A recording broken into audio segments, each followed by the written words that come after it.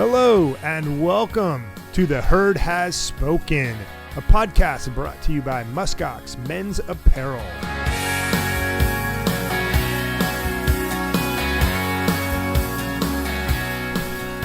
Hey guys, Brad Hoos here, leader of the MuskOx herd and host of The Herd Has Spoken. I am excited to introduce today's episode with Lojo, YouTube fishing star, also known as Loren Johnson, but not really. Everyone knows him as Lojo. We have a fantastic discussion on today's episode, get into a lot around his Army experience and how he really went into the military as a boy and exited as a man. We talk about a lot of the adversity and the challenges associated with transitioning out of the military and how Lojo went from a small town in Alabama to being a member of the Guggen Squad, YouTube's largest fishing conglomerate, and really a truly part of a large business.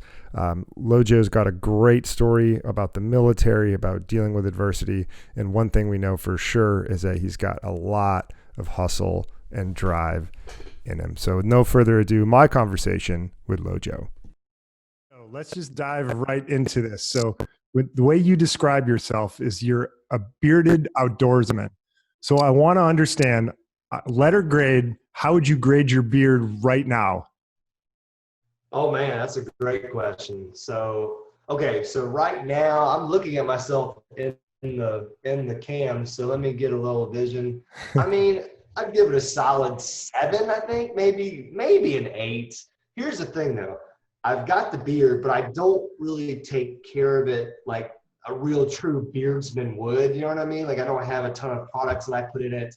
I just kind of keep it trimmed. I don't just let it go full, Amish, like all the way down to my belly button. But I do think it's, it's pretty good though. I mean, I don't know. What do you think? What grade would you give it? I think it looks good. I think it looks good. Look, it's tough to give a 10 for anything. So I would be a little bit kinder here. I'd give it probably a 9. And just thinking it could get even thicker. It could get even longer, but it's pretty damn good right now. Nice. Well, I appreciate it, man. It's been one of those things that I've just kind of had forever, basically, but now it's become like a calling card for me and my channel and my social media presence. So now I can't shave it. Now I have to keep it basically forever so people recognize me. Well, it's definitely working. It's definitely working. You've come a long way from your 6 years in the Army, and we'll dive into that in a minute. But I'd love to maybe go a little bit further back. So I understand you grew up in a small town in Alabama, about 60,000 people. What was your childhood like? What was your experience growing up in a small town in Alabama? And actually, I grew up in an even smaller town than that. I live in a place that's like 60,000 people in Alabama, but I actually grew up just like an hour south in North Florida with like 2,000 people. But okay, Alabama, thank you. Florida, and that area of the country, you could basically think either way. But small town, it was pretty typical. I mean, you had a high school, you had one gas station, one fast food restaurant, and that was it. Everybody knew everybody else. Grew up with normal parents, I guess you could say. Love to be outdoors, love to play sports, all that good stuff. Went to high school, did all that good stuff. I mean, my childhood was pretty typical, I would say. I mean, I don't think that there was anything crazy to mention other than I had 2 awesome parents. I had a sister, and we were just like the typical Southern, nuclear family. You know what I mean? Not very much, nothing really spectacular going on in my childhood. Other than the fact that we just had a fun, crazy family, and we all loved each other a ton. That's powerful. That's more than so many people can say these days. So you made the decision. You mentioned high school. You went to high school. Made the decision to go into the Army directly out of high school. What made you decide to join the Army? Yeah, my senior year in high school, I was a pretty decent football player. I'll say that. I'm not going to say I was good, even though a lot of people thought I was good. I just thought I was an okay player, but I was like the captain of the team, the most valuable player, so I had a little bit of momentum to maybe try to play college football. Now we're not talking about big time college football because, like I said, I wasn't that good. But I had a couple things I think I could have played like junior college or something like that. But to be completely honest, I just didn't want to play anymore. You know, I had reached my ceiling in my senior year in high school, and I had always wanted to join the military. Even when I was a kid, I just wanted to be in the military, especially if the country was at war. You know what I mean? That's what I always used to say. Sure. I don't really know why. It just was inside me forever. You know, my dad served in Vietnam. Maybe that was something subconsciously that was like, you know, hey, if we're at war when you graduate high school, you should probably go fight like your dad did. Maybe subconsciously that was a part of it. I don't know. But I just always wanted to do it. And that was really the driving factor why I joined the Army, and specifically why I chose the job that I did, which was infantry, which are like frontline foot soldiers, basically. Yeah, that's really interesting. So I grew up as the son of a Navy man myself. My father was in the Navy for 30 years, fought in Vietnam as well. And he definitely talked about the military a lot, but didn't really encourage me or push me to do it. What role do you think your father, being a military man, had in your decision to join the infantry in the Army? It's funny that you say that because my dad was not exactly supportive of that decision. And that's probably because he had been through Vietnam and had probably seen some pretty bad things. So I'm sure in his mind, he was not too excited about his only son going off and basically fighting a war. So he was not too happy about it, and neither was my mom. But eventually, they just realized that I was going to do it regardless, because that's what kind of person I was. You know, if I wanted to do something, I was going to do it. That nobody could change my mind. But so once eventually they accepted it, and of course they supported me throughout the 6 years I was on active duty. But yeah, he wasn't too excited about it when I first told him. I'm pretty sure he didn't talk to me for a day or two when I brought it up, because he was not having it. It's interesting. You said one thing I want to dig in on. You said that you used to be the kind of person where if you had your mindset on something, you're going to do it, and that was all there is to it. I'm curious if that's changed, or if you still think that's part of who you are and what makes you successful today. I think it definitely helps. I don't know what you would even classify it as, like being hard-headed, or just being driven. I mean, who knows? You could classify it as a bunch. You could make it sound bad or make it sound like a good thing. But now that I'm married, you know, I have three kids. I've settled down. Now my drive to succeed is still there and stronger than ever. But I probably have a little bit more bend on things that I quote unquote want to do. You know, I would look for more input from my wife if I really want to do something, rather than just getting so stuck on doing it that nobody could talk me out of it. Now, there's really nobody else on the planet that can talk me out of anything except for my wife. But I think that's kind of how it should be, you know?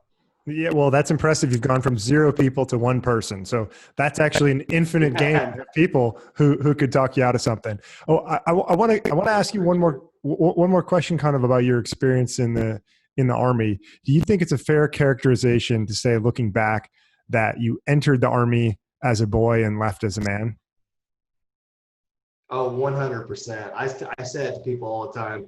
Being a football star in high school or whatever, you know, you feel like you're a man's man. You know what I mean? And I've always been kind of big. You know, I'm like 6'1". Back then, I weighed like 225. I had tattoos. I was strong. So you kind of just feel like you're this man's man. But I was not a man, because going through basic training and then arriving at my unit, which I served with a very prestigious unit of the 101st Airborne. That was like a basic training all over again for a year when I got there, because they just basically haze you into becoming just a hard ass, you know. And then two years of combat deployments over the course of 3 years total. That kind of sealed the deal and really taught me, I guess what you could say what being a man's all about. Of course, it's different for different people, but for me, yeah, it 100% transformed me into a man. That and the beard, of course. Well, the beard is definitely a physical representation of, I'm sure, what you learned that you couldn't show while you were in the Army as an infantryman. But what do you think it is about your military experience that transformed you into being a man? Because I'm guessing you probably had to go through a humbling experience. Maybe it was the first day of basic training. Maybe it was a moment, when you actually got out there with the infantry, and you start to learn what it is that you don't know. But I'd love to hear, say you go in as a boy, you come out as a man. What the hell happened in between that got you there? I would say, I mean, the first 2 years from the moment that I went to basic training to the moment that I was in Afghanistan, because, basic training is 3 months long, and you get to your unit. I was there for 9 months, and then you're in Afghanistan. You're there, boom, that quick. So it was just a 2-year long humbling process, because every time you overcome that piece of adversity that you've got, there's a new piece right behind it. You know what I mean? There's something new that's challenging you. It's like you're never done. You're never done growing. You're never done learning. And of course, that's just, that's how life is in general. But Right. this was very unique because obviously being in a infantry platoon, that's like the pinnacle of, you have to be on point with everything you do, or else somebody else's life could be in danger. And that's kind of what drives you to really be aware of everything around you. And it just changed my life in more ways than one.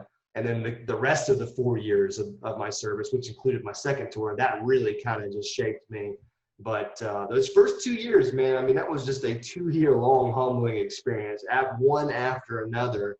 But after that first tour was over, that's when I kind of had, I think, found my way, and really, that wasn't when my growth stopped, but that was when I think I could say I became a man at that point. You know what I mean? Yeah, absolutely. It's certainly you going to war for your country. I mean, it's tough to argue you're not a man at that point.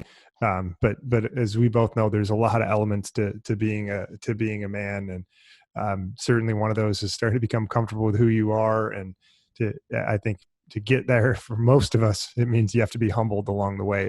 Is there any one moment that when you think about those 2 years when you were getting your butt kicked a bit and you were kind of going through things and learning and being humbled, is there one moment that you think represents that experience most strongly? Well, as far as a humbling moment, there was too many to be able to remember just one. But I think I remember kind of the moment where it all culminated, and at least I gained the respect of my, platoon mates. And that was, my first tour, the first firefight that I'd ever been in. And it was super quick. It lasted like 20 minutes. Nobody got hurt, so that's a good day. But that when I survived my first encounter with the enemy, like my first real encounter with the enemy, who was trying to kill me, let's make no bones about it. They weren't trying to be friends. They were trying to kill me. And I survived that. I think at that moment, it was almost like a light switch had been flipped. And it was like, oh, okay. So that's why that these people have been just beating down my psyche for 2 years, because they were preparing me for this moment, because they know that you can't be weak in that moment. There's a lot of times where you can be weak and get away with it, but you can't be weak in that moment. So I do remember that day very well. I don't remember the exact date, but I remember the day. I remember the feeling, and I remember how it kind of changed me forever. Yeah, no, that makes sense. I think for so many of us, you have these small moments that you remember, and let's be honest, they might even seem bigger and bigger over time. That's just the way it works, whether it's a fishing story or anything else. But I mean, being in a firefight for the first time, that's no joke. I mean, that's a very, very real thing, and there's a lot of really evil people out there in the world, and I think that's one of the things that can be concerning. Is I think people don't necessarily understand the extent of the evil that's out there, and it's great that we're protected from that as Americans, but also I feel like that's one of our biggest dangers as a nation. So that's an interesting juxtaposition, I guess you could say, for so many people. Along those lines, I mean, you've been in the Army, you've been out of the Army for a while now. What do you see as the biggest difference between a soldier and a civilian? Oh gosh. Well, I mean, one of the things that really drove me out of the Army was just how everything is so structured and regimented. I mean, we've all seen movies, you know how it is. You're waking up same time, you got to shave, you got to dress a certain way, you have to wear certain clothing. So you could almost say, it's kind of ironic because we always think of freedom when we think of soldiers, like how soldiers fight for our freedom. And then when you're a soldier, you actually have very little freedom because Right. you're so constrained with all the rules, and there's a chain of command. You have 50 people that are in charge of you all up this little ladder. And so I think for me, I just kind of had it with that part of it. I loved being a soldier. I loved all that part, but the little things. So, going from a soldier to a civilian and regaining like my total freedom, I feel like I have like total freedom over my life now. Whereas in the military, you have some, but I mean, you're under contract. You sign a contract for, let's just say 4 years. I mean, you're there. I mean, the only way you're getting out is through really bad means, and you don't want to go down that road with a dishonorable discharge or something like that. So, being a civilian, I think you have to worry a lot less about things. Like you said, there's a lot of evil in the world. A lot of people walk through that with their eyes closed their whole lives, and they never see evil, and that's good. That's a good thing. That's why soldiers exist, because they kind of create like a barrier between the really evil people and the people that don't even know that they exist. But to be honest with you, now that I've been in the military, now that I am a civilian, quote unquote, and I will be for the rest of my life, I don't know if I'll ever look at life like a civilian would that had never been to the military. So, I mean, I don't really know. I went straight from high school to this experience and became a man in this experience and really shaped the rest of my life in the military. So I don't know if I'll ever know what it was like to just go from like high school to college and then get a job. Like, I honestly don't know what that thought process is like for a normal civilian that just never gets to see that side, Sure. And it's a challenging process for, I think, anybody to grow up and to go into one walk of life and transition into the real world. But I think one of the hardest things out there is to transition from the military world back into the civilian world. I mean, we'll talk in a little bit about the Guggen Squad, and Rob Turkle, obviously part of the Guggen Squad, and he's someone we've had really deep conversations about his transition out of the military, and he coped with that a lot through drinking and alcohol, and wound up being saved in a lot of ways by creating a YouTube channel because he didn't want to be drunk on camera, and that got him out of it. But that's a really hard transition for a lot of people. What was that transition like for you, Lojo? It was rough for me too, and of course, I know Rob really well. We've talked about this kind of thing before as well. The first year, or even the first 3 months, it was really bad, and I won't go into super details, but there was obviously alcohol, there was drug use, what they call self-medicating, when you just really don't know what else to do. So you just put something in your body that makes you feel better for at least a little while. Now, of course, it fades away. But I really found my salvation because I didn't get to the YouTube thing until a few years after that. So I found my salvation with exercise, linked up with a couple of buddies that had a little weight room in their house, and we started just pumping iron every day, which is something that I already love to do. One of my other really good friends encouraged me to go down to the local community college and enroll, and kind of just see if I could start taking some basic classes, because I didn't know what I wanted to do. So he just encouraged me to take some basic classes, see what my options were as a veteran, because of course we have the GI Bill, so we can make a little bit of money, get our classes paid for, which is a huge benefit to veterans, which is just so important. So once I dove headfirst into school all day, I took it really seriously. Like I was doing really well in college. I had a really good GPA when I graduated, and then when I got done with school, I would be hitting the weights 2-3 hours a day, and that really consumed me. I got into like powerlifting and just taking it very seriously. You know what I mean? So those two things, they just occupied so much of my time in a healthy manner. I don't think my mind was able to revert back to the struggle portion. Although I did struggle with depression and guilt a lot throughout that time. Even though I was feeling better physically, my mind was still a little shaky. Sleeping at night was a huge problem for me for a year. I often tell people I didn't sleep for a year. I don't mean I literally didn't sleep for a year, but for a year, I don't know if I ever rested. You know what I mean? Like I might fall asleep for a couple hours because I was heavily medicated. But I never really rested until finally, I guess it just took time, and that's one of the things that when you're in depression, you don't want to have to think about how it's going to take time to get out of it. You just want to get out of it quickly. But I guess time combined with those other two activities that I really fell in love with is what eventually just helped pull me out of it. Yeah. And it can be really hard when you're going through a challenging time like that. And, my experience, I've been through a divorce, and, my ex-wife decided to end the marriage. And, I was in a position where, I just had to make a decision about how I was going to handle it. Cause I knew that was a moment where things can go one of two ways. And I don't want to think about where they go on the downside. And so I immediately went to physical fitness as well. And I wasn't because I was trying to get in better shape. It was like, hey, I need some keystone activity to make sure that I'm going to stay in a positive mental state. And I went after it, and it turned out great. But I mean, it's fantastic. You found that powerlifting as a way to do it, and continuing to help yourself. I want to dig into one thing that you mentioned, and that is that you also had a tremendous sense of guilt. What was that sense of guilt from? I mean, very simple, and a lot of guys struggle with it. It's not even so much depression; it's the guilt of if you knew somebody who passed away overseas, which I knew quite a few.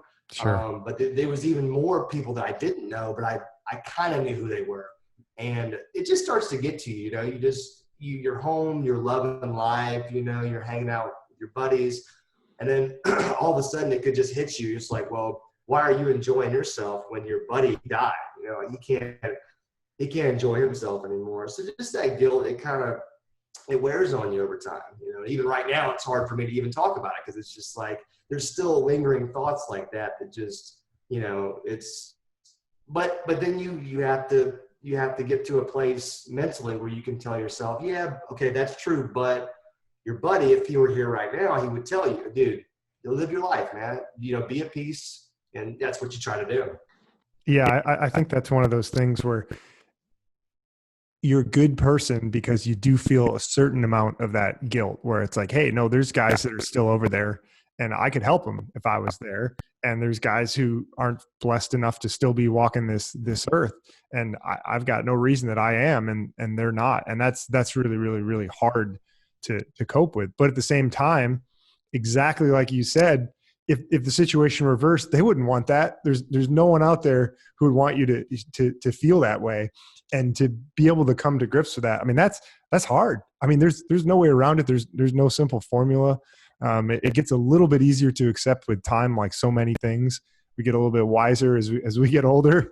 But that's a really tough that's a really tough thing. And I know there's so many guys out there that are dealing with those sorts of challenges. And it's great to get a chance to hear a little bit about your experiences. And so I'd love to maybe kind of continue down your path here. So you mentioned that you're going to school, and my understanding is that you're going to school for physical therapy. But I screwed up your hometown, so now I'm not confident in in what you're going to school for. Yeah, so that's okay. I mean, I lived really close to the town that you were describing, so it just wasn't technically my hometown. So yeah, I went to school to be a physical therapist assistant, which is it was a local community college. And so, I spent a year doing not my electives, the general studies stuff. And then I did the 2-year program to be a licensed certified physical therapist assistant, and, graduated, did that for a while. That was just kind of something that I fell into. I really wasn't, to be honest, I wasn't really passionate about anything when I got out of the Army. I just what does an infantryman do? Like, if you don't want to be a cop, which I didn't want to be a cop, you really don't have any avenues that what you did come in handy. You know what I mean? Like, it's not like Sure. my experience walking through the mountains, being on patrol, being able to use different weapon systems. That really doesn't help you in the civilian world. So I really had no way to go. But one of my best friends was in the healthcare field as a PTA. And I just kind of figured healthcare was a really good field to go into because it's not going anywhere. it's never going to go anywhere. There's always going to be a need for healthcare workers, especially where I live, because there's so many elderly people. People move further south when they retire. So being a physical therapy person in the healthcare industry, that's like being a nurse. I mean, like there's never going to be enough physical therapy people, nurses in the South. We have the kind of population that's going to need it. So did that for a few years before we got to YouTube, which I'm sure you're going to segue to here shortly. Yeah, well, let's just do it. Right. So your wife buys you a camera, buys you a GoPro, says, I don't believe you. All these crazy stories you're telling me, Lojo, about fishing, alligators, everything else. Right. So she buys you the GoPro. You start to record videos. You put them out there. Right. So what I'm really curious about is the struggle. Like, so you put out the first video, it tanks. Relative to your standards today, you might have been happy to, see 5-10 views, whatever the number was. But what I'd really love to understand is what was the moment where you're like, what am I doing? Like, why am I still putting all this time into those videos? And maybe that moment never existed. Maybe you just or like a rocket ship. But I'm curious about where you felt like that rub along the way. And of course, if I screwed up the story again, please correct us so people listening can get the real story. You got it pretty much down. I mean, that's the cool thing about being a YouTube creator. I guarantee you everybody has a different story, at least a little bit. But I mean, yeah, my wife bought me a GoPro, but when I started recording fishing videos, I had zero intention of putting them on YouTube. Right. Like this was just purely, her just humoring me and being able to capture some of this stuff on video. That was all it was. I don't think I put out my first YouTube video for months after that, maybe like 6 months or something. I finally put out a couple videos, but yeah, like you said, they just tank. They get like 2 views and you're just like, oh, wow. Okay. Which, when I first put them out, I didn't care. I was just like, oh, this is a cool thing. I learned how to edit video. Okay. That's cool. And then, 6 months go by, and at that time, I'm watching some YouTube videos, and I'm like, YouTube fishing videos. I'm like, okay, I think I can do that. So you start tweaking your style a little bit. You start trying to put more effort into it. And like you said, you really don't see any growth or any like future. Now, I didn't really have a moment where I just thought I was going to fail, but after about 18 months of putting videos out, and eventually I'm putting them out like 3 a week, you know what I mean, trying to grow and just not growing. Eventually I just taken a job, right? I got a promotion. I was a rehab director at a facility, a nursing home, and I hated it so freaking bad. I hated being in charge. I hated everything about it. So 3 months in, I quit. And I'm just like, I'm going to do this YouTube thing because I know enough and I can do it. And God bless my wife because it was a good paying job and I walked away. And she had to have been thinking, this dude is freaking crazy. He is nuts. There's no way he's going to make money. And, I'm sure I doubted myself plenty of times along the way, but thank God that it ended up working out. But so that time frame, to answer your question, during that time, it was very tense because there was a few months where my salary was gone and I had to make money on YouTube. And, it just so happened that it worked, but it was a hell of a risk on my part, if I do say so myself. Yeah, that's crazy about that, being willing to walk away from that job and go after something when at the moment you weren't generating a ton of revenue from it, but just sheer belief and frankly, like hating your job, right? Those are fantastic motivators. If you're going to make a big bet, I always like to say bet on yourself. And if you're not happy and you're that miserable, like, hey, life is short. So those two things together, like, hey, get after it. And it's wonderful to hear that that's been so successful for you. Yeah, I mean, exactly right. Bet on yourself. I've always had a belief that I wasn't going to make money in the traditional punch in the clock 9 to 5 way. I never thought I was going to have one job for 30 years and retire. And that's people always ask me, what did you think you were going to do? I said, I have no idea. I know I'm going to be my own boss. I know I'm going to be able to do something. I just had no idea what it was until I found myself in this position.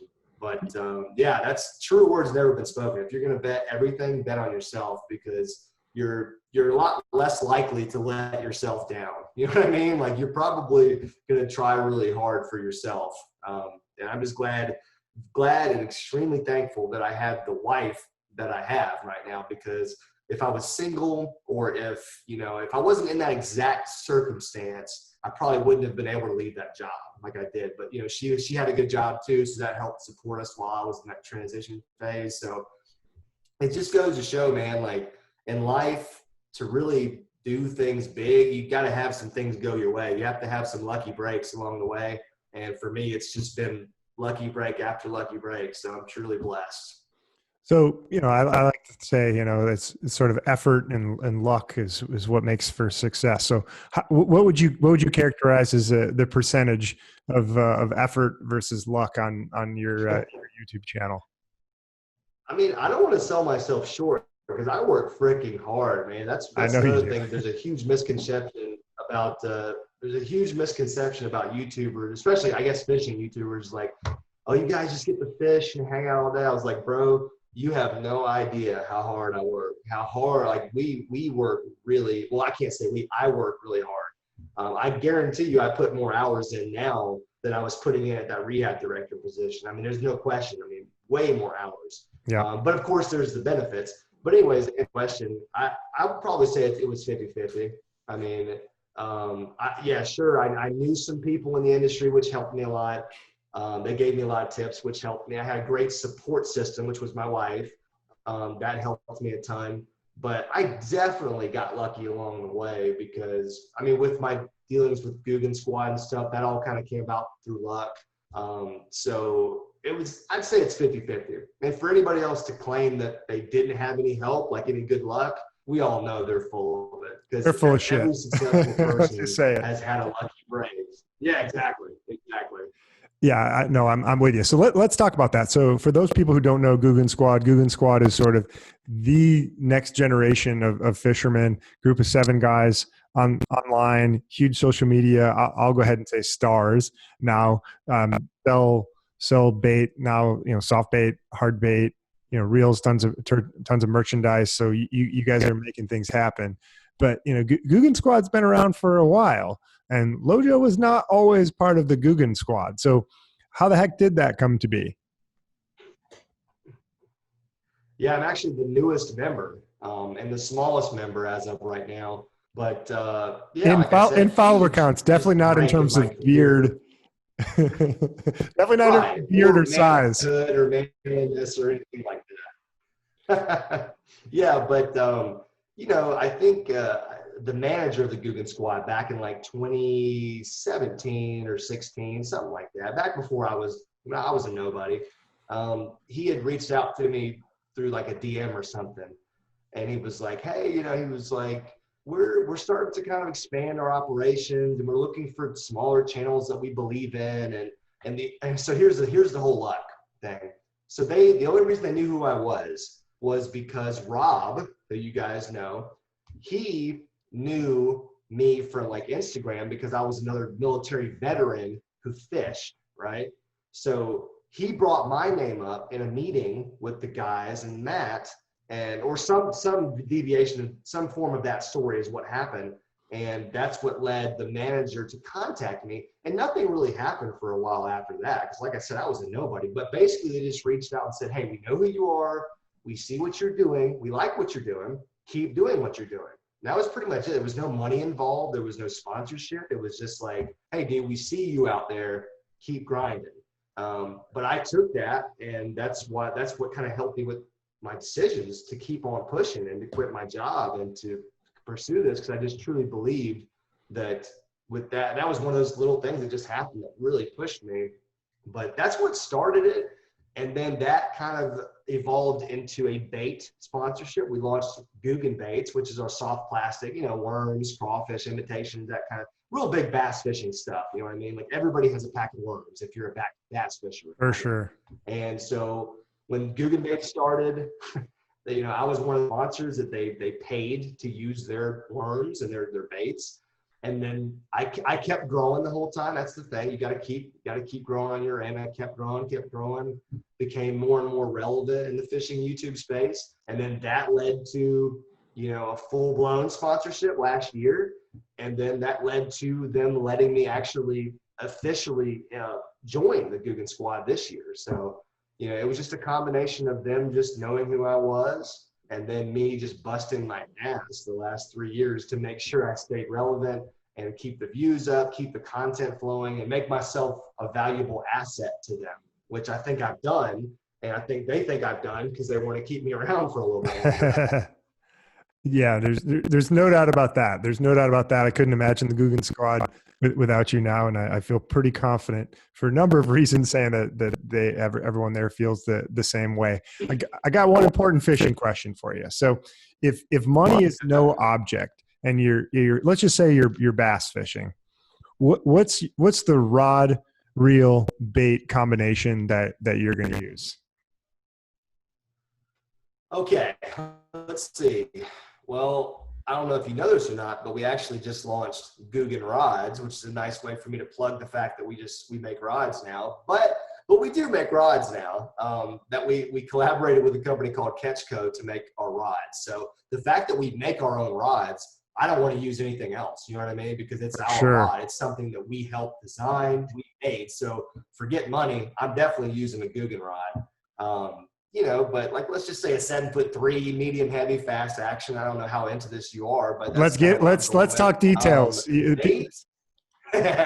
So bait, I would definitely go with a Guggen bait slim shake worm, not because I work for them, but because I have caught more bass on the Guggen bait slim shake worm. No BS. I've caught more bass on that bait than I've caught on any other bait that I've ever used. I don't know what it is about that particular worm, maybe the shake, but I would not, year round, you can catch fish on that bait. It's a simple little Texas rig. And then reel, honestly, it doesn't even matter, man. You know what I mean? Like, you could get yourself a Shimano because they're nice. And if money's no object, they're the most expensive ones, but they're pretty dang nice. We are making reels soon too, by the way, but that won't be here for another couple of years probably. All right, so something that people can look forward to, something to aspire to in the future here for sure. Well, just a few questions here before we let you go here, Lojo. So first question is, obviously you've been tremendously successful. We've talked about a lot of different aspects of that. We've talked about being humbled. We've talked about we're working hard. We're talking about being willing to take a chance, betting on yourself. But what I want to understand from your perspective is, what is your defining personal characteristic that makes you you? So if you had to choose one personal characteristic, what would it be? Man, you're putting me on the spot here, Brad. That's one of those deep introspective questions right there. And let me just say, I hate talking about myself. Like, as far as like, I'm really good at this, or I'm really good at that. I hate doing that. But since you asked the question, I would have to go back to something me and you talked about earlier in this podcast, and that was just, I don't know what you call it, like I call it being hard-headed, but you could also call that being extremely determined, right? You could call that being driven. You could put 100 different positive spins on the fact that I'm just incredibly hard-headed. And so what that does for me, how that works, is because if I see something in the creative areas of my brain, I see some piece of content that I want to make, I can't rest until I make that piece of content. So what that does is it just allows me to just constantly be collecting, filming, editing new content. And that's really the name of the game with what we do.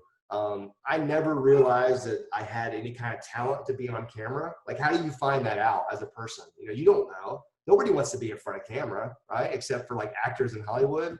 But apparently, if you put a camera in front of my face, I don't shrivel up and die. I just kind of talk and have fun and do whatever I'm going to do. So that helps me a ton. I never knew how to edit video, but I figured it out because I'm hard-headed and I wanted to learn. So I taught myself how to do it. And so I guess just being driven, I'm just extremely driven, man. I'm never satisfied with anything I do, whether it's a financial goal that I hit or a YouTube growth goal that I hit, and I've hit a bunch.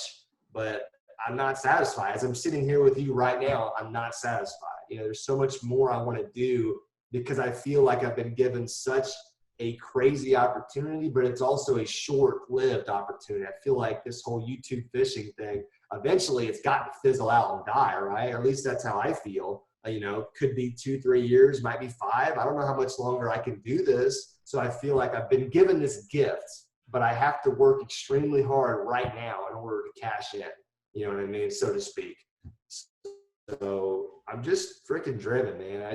Every day, every second, I'm just trying to think of ways to improve. And I really have to shut the old brain off to really enjoy my time with my family and stuff where I'm doing nothing, which I enjoy that time too. But if it's Monday through Friday, 6 a.m. to 6 p.m., I'm thinking about work, so. For sure. What would you call that? Would you call it being driven? Would you call it hard-headedness? What would you call it? I'd just say it's sheer determination.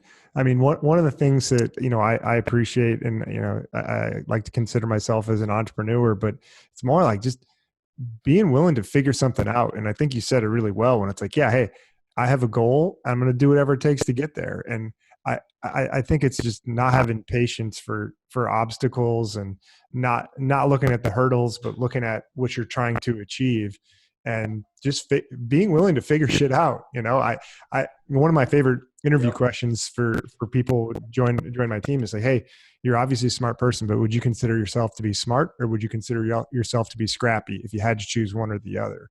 And it's almost like, look, I like smart people. Who doesn't like being around, smart people? But I love scrappy person.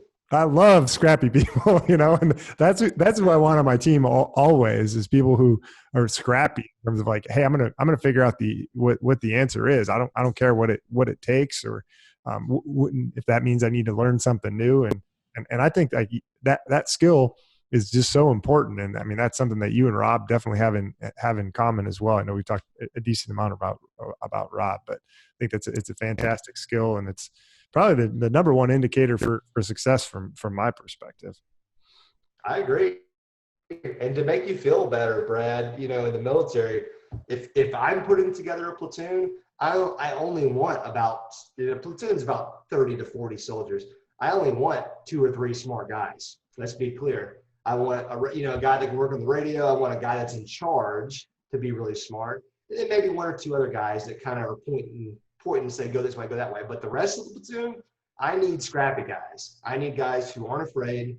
They're going to take criticism, you know what I mean? Which is another big thing that I'm kind of good at, but not really great at. But I need guys that are scrappy, willing to put their head down and like work their ass off. Like that's how, great companies, that's how military platoons are built. You know what I mean? You don't need a ton of smart people walking around. You need a few smart people, and you need a ton of hardworking guys that are just never going to stop, just tenacious. Absolutely. Well, I'd love to quickly dive into the flip side of that. What's your biggest pet peeve? Oh God, my pet peeve of myself, or just in general? No, in general. I mean, if you want to go for yourself, go for it. But I was about to say, there's so many things I can't stand about myself, but that's just because I'm just so hard on myself. I make jokes with my camera guy all the time, because I work with a guy named Andrew, and he's my camera guy. And he edits a lot of video too, but I ride him so hard when he just does one little thing that I don't like. I just call him and just yell at him, But see, he knows me, and he knows that I do that to myself tenfold. When I mess up, I will just punish myself. But my biggest pet peeve, let's see, in general, it's hard for me to say. I don't let things bother me. I do let things just roll off my back. I mean, I guess a pet peeve would be people that aren't like me. You know what I mean? It's hard for me to deal with people, not just like meeting somebody in the grocery store and just saying, oh, hey, hello. But I mean, like, I'm trying to work with somebody who's not like me, right, who doesn't share those same things that we just talked about. That's really hard for me, man. Like, I just don't have patience. If I'm here's a great example without naming any names. But when we collaborate with each other on YouTube, we get a chance to work with a ton of other creators, and I personally have worked with, I could say almost 95% of the people in the YouTube fishing industry that matter, I've worked with. And some of those people I did not like working with because they didn't share the same drive to get things done as me. they didn't share that same work ethic. They just kind of wanted to skate by and just barely get it done. And that's just not how I am. So a pet peeve is definitely working with people. That's the key word. Not knowing people or drinking beers with people, but working with somebody, because this is my livelihood. And I say that all the time when me and Andrew, when I'm yelling at him for something, I'm like, hey man, this is my livelihood. Like I just bought a huge piece of property, bought a new house for the wife and kids that we can film at, and this is like, I'm making a huge life decision here based on the fact that I'm going to keep this YouTube channel going. So I take it very seriously, like you would if you were the CEO of a Fortune 500 company. This is not a game. You know what I mean? We don't show up to work like laughing and just joking around. We show up to work like because we're trying to kill today and just keep everything rolling. I love it, Lojo. I love it. Yeah, I might use the word entitled people as to sort of characterize what you described. It's tough when people are entitled and think there is deserved success or don't want to go after success, which can be different things than being entitled. Anyways, last question for you here is, what's the best piece of advice that you've ever received? Oh my gosh. Oh man, these are always tough because you feel like you leave like crucial pieces of advice out. I've gotten a lot of advice from a lot of different YouTubers that were really impactful to me. Just to name a few: Lunkers TV, Catch 'Em All Fishing, Raw Fishing, John B. There's a few people, and I don't even know if they realized how impactful what they said to me was, but basically, they've all said the same thing. It's just like, look, man, you're good at this, but you got to keep going. Like you gotta keep uploading. You got to keep making content. Because there was a time when I was slacking off a little bit with my uploads, and I think people saw it. This was a while ago, and they really just encouraged me to don't worry about the peaks and the valleys, because YouTube is full of peaks and valleys. I mean, you could literally be on top of the world, and the next month you're getting 25% of the views you were getting, and you just feel like your channel's dead. And that's just kind of how it works. So fighting through that. But I tell you, my dad, and I don't even know if he's ever given me advice when it comes to the YouTube spectrum, because he's an older guy and he doesn't even understand it, I don't think. Right. He knows I'm doing well, but he has no idea what to do. So he's never given me advice when it comes to YouTube, but just life advice of just, let's look at sports. When we're kids, when we play sports, that's so meaningful to us. And when you get a good coach, or when you get your dad, it's never enough for them. You know what I mean? Like, you have a really good game, but you messed up in the fourth quarter, even though you were winning.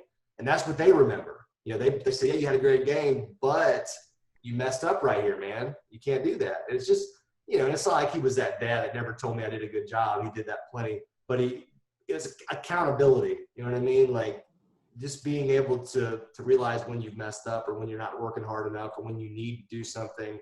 I don't know if he ever gave me one piece of specific advice, but that's just how he lived his life, and that's how he raised me.